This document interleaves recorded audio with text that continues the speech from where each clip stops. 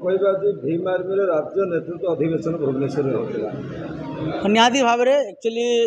Bhim army धीरे धीरे भारत नुहे पूरा देश में आविर्भाव होची धीरे धीरे बढ़ी चलुची भीम आर्मी कार्यकलाप एवं आपण मैंने जानिथिबे जे वर्तमान भीम आर्मी जे मुखिया आजाद समाज पार्टी राष्ट्रीय अध्यक्ष माननीय मान्यवर चंद्रशेखर आजाद एबे नगीनारू जीतिकी पार्लियामेंट रे पहुंची सारी आजाद समाज पार्टी को एबे ओडिशा रे आविर्भाव करिवार अछि। आजाद समाज पार्टी स्थापना करिवार अछि। भीम आर्मी को प्रत्येक जिला प्रत्येक पंचायत ब्लॉक को पहुंचाइबार अछि। सेति पे आज गोटे ओडिशा राजधानी भुवनेश्वर रे ए बौद्ध विहार आज गोटे कर्मी सम्मेलन थिला। सेथिरे आमे समस्ते एटी बहुत पुराना साथी नुआ साथी समस्ते आज एटी एकत्रित हेकरी आज केमिति भुवनेश्वर खोर्धा ए अंचल 20टा जिल्ला रे केमिति भीम आर्मी सक्रिय होकर सुदृढ़ हो पार से आज आलोचना करागला एवं बहुत आलोचना रे बहुत सारा साथी समर्थन देले। आगामी दिन में 6 तारीख राज्य रे प्रथम अधिवेशन हम भीम आर्मी कलाहांडी जिला भवानीपाटना रे समस्त को आज निमंत्रण करागला। आगामी दिन में आजाद समाज पार्टी को भी ओडिशा रे लॉन्च करा जिवो एवं भीम आर्मी को सुदृढ़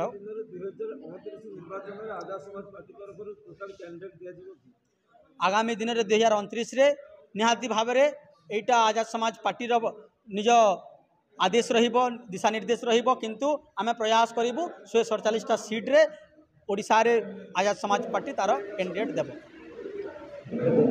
मो Chandrakanti Bose Bhim army state president अच्छी महिला मोर्चार आज थिला आमर होची बुधवार रे भुवनेश्वर रे होची बसिथिलु सबु टीम एवं आम सहित अछंती लंकेश रावण जे कि राज्य सभापति दायित्व रे अछंती। आज आमर भीम आर्मी टीम टाको परमिशन करागला एवं मुख्यतः होची जेहेतु चंद्रशेखर आजाद भाई आमर एमपी हेकी अछंती तेणु आमे निहाती होची भीम आर्मी को आगु नबो बोली आज गोटे मजबूत गोटे बैठक होची बसिथिलु। देखा गले दलित आदिवासी जो विपदर पड़े प्रथम भीम आर्मी लड़ाई कर न्याय आगामी 2029 सरकार गठन कर किसी प्रस्तुति थिला कि हाँ आज से विषय में आम डिस्कसन सब करूँ जे 29 को केमती हूँ आम पाने कहीं हूँ समस्ते बाहर आउ प्रत्येक जिलूर हूँ निश्चय हूँ गोटे गोटे कैंडिडेट होगी बाहर आ चंद्रशेखर आजाद भाई आम धन्यवाद करुचु जोटा कि आम ओडिशा आमको टाइम दौरान और आमको प्रोत्साहन दौरान और आम प्रति हूँ आशीर्वाद रही। आउ गोटे कथा भीम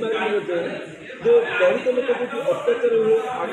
अनागत पूर्व आग भीम आर्मी को जन कौन सत्य नहीं वास्तव में सत्य कथा मुझे मो तहसिल ऑफिस को जाए मो तहसिल सार मैंने सब हूँ कहती जे सब कर ब्यानर लगानी ता मैंने मुझे जानीपे जे भीम आर्मी को भलाई हूँ पार्टीटा जदि हूँ आम कहले भी आम हूँ कथा हूँ रखुंट डरुंट तेणु जदि आगामी दिन में भीम आर्मी ओडिशा रे पूरा स्ट्रंग हम तेणु आम हूँ आम माँ भणींकर सुरक्षित हूँ आम समाज रे जो अन्याय अत्याचार हूँ आम तार हूँ प्रतिवाद कर तेणु आम मैंने निहाती हूँ मजबूत होगा दरकार भीम आर्मी। मु प्रोफेसर अर्कित मल्लिक मु भीम आर्मी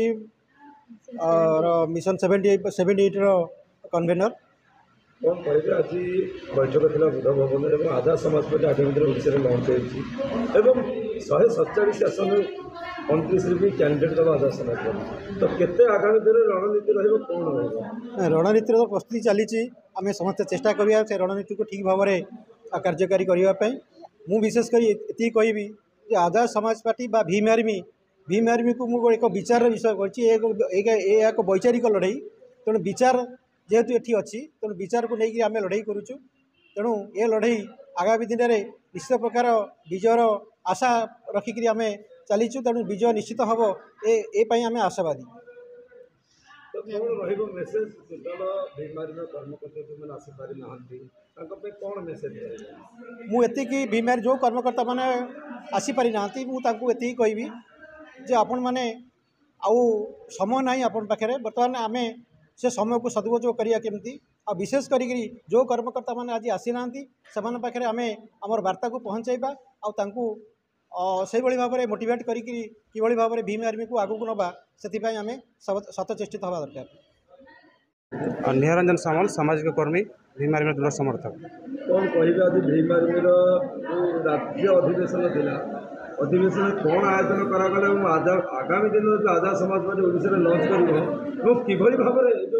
ବିଜେଡି ବିଜେପି କଂଗ୍ରେସକୁ ବାଦ ଦେଇକି ଲଢ଼େଇ କରିବ ଏବଂ ନିର୍ବାଚନ ଲଢ଼ିବ କ'ଣ କହିବ? हाँ से प्रसंग में मोर कथा रखुच्छी जे आज भीमारी ओडिशा पक्षर उपकूल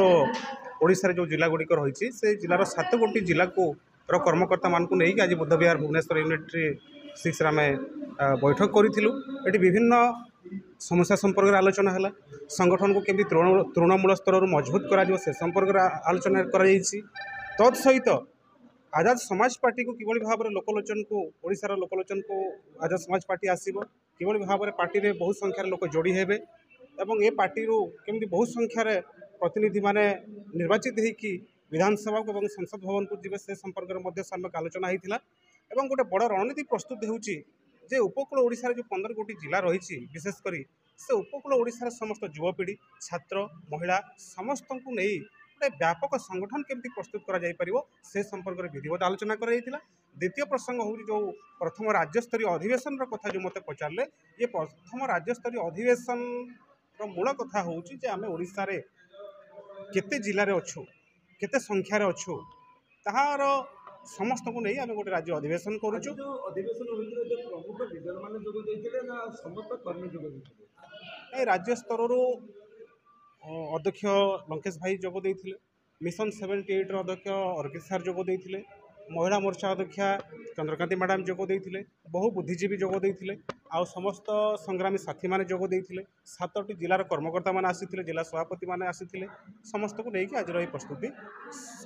सफल कर।